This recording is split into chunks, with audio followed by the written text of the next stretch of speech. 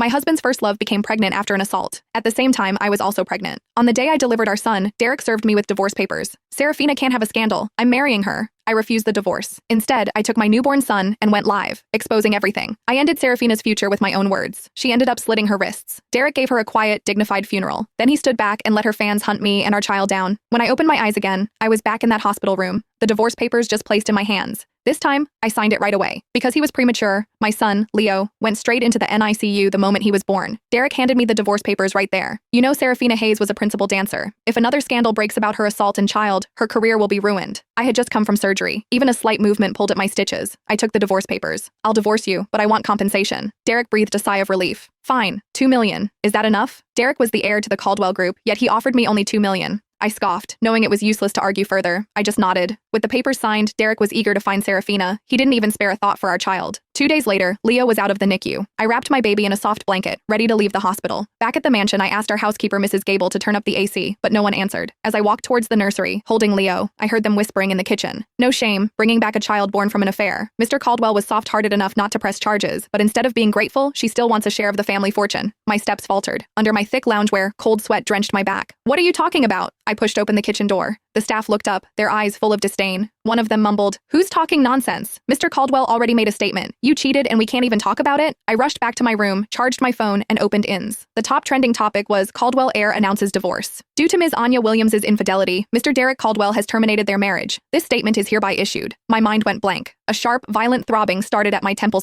For Serafina's sake, Derek was willing to destroy my name completely. Just as I thought about defending myself online, my phone suddenly vibrated. It was Officer Davis, the detective helping me search for my birth parents. "Ms. Williams, we have a major breakthrough." His voice was urgent. "You were taken from Evergreen City as a child. We're now working with their police to cross-reference missing persons files. You need to come in for a DNA test immediately." My shattered heart suddenly found a flicker of hope. Since I was abducted at 6 and brought to Viridia City, I had never truly felt the warmth of a family. I thought marrying Derek would be a new beginning, but it turned out to be another calamity. But now, I might find my birth parents, and my child could have a family who truly loved her. After hanging up, I quickly packed a small bag and turned to the nursery to grab a few essentials for Leo. As my hand touched the doorknob, the front door of the mansion was suddenly flung open. "Anya, who said you could touch anything in there?" Derek frowned, his expression displeased. "I just wanted to get some change of clothes for Leo. Those are for Serafina's baby. If you need anything, buy it yourself." Every single item in that nursery had been carefully chosen by me during my pregnancy. Now, he intended to give them all to Serafina's child, even though that child bore no blood relation to him. I swallowed the bitterness in my heart, choosing not to argue at that moment. But Mrs. Gable suddenly grabbed me with a stern face and dragged me outside. Mr. Caldwell ordered us to go to the rehabilitation center to take care of Ms. Hayes. The pulling made my incision hurt, and I cried out, "I just gave birth. I need to rest." Derek didn't even look back. "Which means you have experience. Don't whine. You're strong. You don't need rest." He